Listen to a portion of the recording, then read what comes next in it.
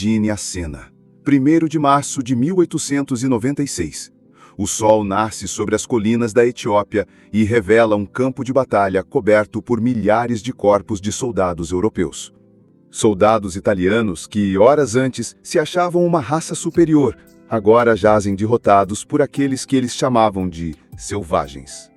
Mas como? Como um líder africano conseguiu o impossível? Como ele transformou guerreiros tribais em uma máquina de guerra que humilhou uma das maiores potências da Europa? O nome dele era Menelik II. E esta não é apenas a história de uma batalha, é a história de como um homem salvou uma civilização da extinção, de como a África provou que nunca foi inferior e de como o mundo tentou desesperadamente apagar essa história dos livros. Prepare-se, você está prestes a descobrir a verdade que eles não querem que você saiba. Para entender a magnitude do feito de Menelik, você precisa visualizar a África do final do século XIX. Em 1870, apenas 10% do continente estava sob controle europeu. Em 1900, esse número saltou para 90%. 90%! Um continente inteiro fatiado em uma sala em Berlim, por homens de terno que desenharam fronteiras em mapas como se fossem crianças dividindo um brinquedo. Era a partilha da África. E no meio dessa carnificina imperialista, havia uma exceção. Um reino antigo nas montanhas, um império que se recusava a curvar-se, e um jovem imperador que olhava para os invasores e dizia: hoje não, nunca. Menelik II não nasceu imperador. Ele nasceu em uma Etiópia dividida, sangrando por guerras civis. Ele cresceu vendo sua terra ser destruída por dentro. Aos 10 anos, já treinava com espadas. Aos 17, liderava homens.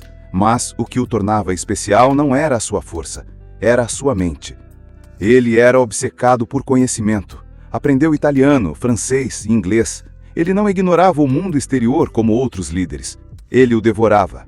Ele sabia que para vencer o inimigo, precisava conhecê-lo melhor do que o inimigo conhecia a si mesmo. Durante 20 anos, ele jogou um xadrez político e militar genial. Conquistou, fez alianças e, acima de tudo, modernizou. E é aqui que a genialidade dele explode. Comprar armas modernas? Qualquer um podia fazer isso. Menelik foi além. Ele trouxe engenheiros europeus e os fez ensinar seu povo a fabricar a própria munição. Ele criou uma indústria de guerra independente. Usou a tecnologia europeia contra os próprios europeus. Em 1889, quando finalmente se tornou imperador, ele não liderava uma tribo, ele liderava uma potência. E a prova de fogo não demorou a chegar.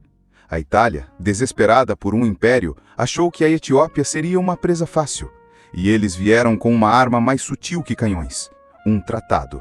O Tratado de Uchale. No papel, um acordo de amizade. Na realidade, uma cilada diabólica. O artigo 17 foi escrito diferente nos dois idiomas. Na versão etíope, dizia que a Etiópia podia usar a diplomacia italiana. Na versão italiana, dizia que devia. Uma palavra, que transformava a parceria em submissão. Uma fraude para transformar a Etiópia em um protetorado. Quando Menelik descobriu a traição, sua resposta foi fria e calculada. Ele denunciou o tratado e enviou uma mensagem clara para a Itália e para o mundo. Venham buscar nossa terra, se conseguirem. O que aconteceu a seguir foi a maior mobilização militar da história da África. Menelik não enfrentou um exército italiano. Ele o atraiu para uma traída. Usando as montanhas de sua terra como uma arma, ele os canalizou para vales estreitos, onde a artilharia era inútil e a superioridade numérica etíope era devastadora. Por 8 horas, o inferno. Guerreiros etíopes lutaram com uma ferocidade que chocou os europeus. O resultado? Catastrófico para os italianos. 7.000 mortos, 3.000 prisioneiros, mais da metade do exército dizimado. Foi a maior derrota de uma potência europeia na África em todo o século XIX. O general italiano não ordenou uma retirada, ele ordenou uma fuga. Uma fuga desesperada de homens que descobriram, da pior maneira, que não eram superiores. A notícia chocou o mundo. Em Roma, o governo caiu. Em Londres e Paris, As teorias de superioridade racial foram questionadas, mas o maior impacto foi na África. Pela primeira vez em décadas, africanos de todo o continente tinham algo que haviam perdido: esperança. A Etiópia se tornou um farol de liberdade. As cores de sua bandeira, verde, amarelo e vermelho, se tornaram as cores do pan-africanismo, adotadas por dezenas de nações após suas independências. Agora, a pergunta mais importante: por que você provavelmente nunca ouviu essa história na escola? Por que um dos maiores estrategistas da história moderna é ignorado? Porque a história de Menelik II quebra a narrativa. Ela destrói o mito de uma África fraca e indefesa que precisava ser civilizada. Reconhecer Menelik é reconhecer que a África sempre foi capaz de grandeza. Então, da próxima vez que alguém falar da história da África, lembre-se de 1º de março de 1896.